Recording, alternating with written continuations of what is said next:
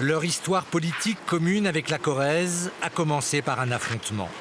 1981, le député Jacques Chirac voit débarquer sur ses terres électives du Sel un jeune énarque de 27 ans, François Hollande.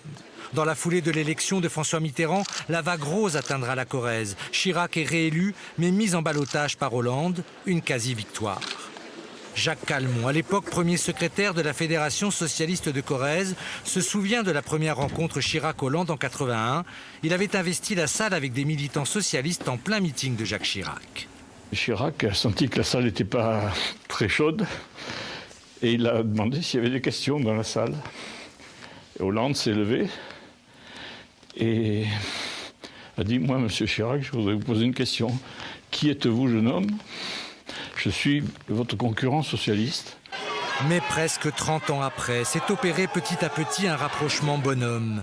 Ce moment culte, 2011, au musée Jacques Chirac de Saran, la présidentielle est dans un an, mais l'ancien chef de l'État a déjà choisi. Je peux dire que je voterai Hollande. Au-delà des mandats locaux des deux hommes, il y a comme une filiation dont on parle peu, celle qui s'est faite autour de ce corrézien radical socialiste, Henri Queuille.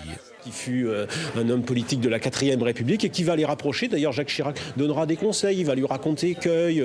Et Chirac offrira même un buste d'Henri Queuille à François Hollande, qui l'emmènera dans son bureau à l'Élysée. Boucle bouclée, François Hollande, locataire de l'Élysée, venait remettre le prix de la Fondation Chirac au musée du Quai Branly, en présence de l'ancien président, comme ici en 2013, ou encore lors de la dernière apparition publique de Jacques Chirac, en 2014.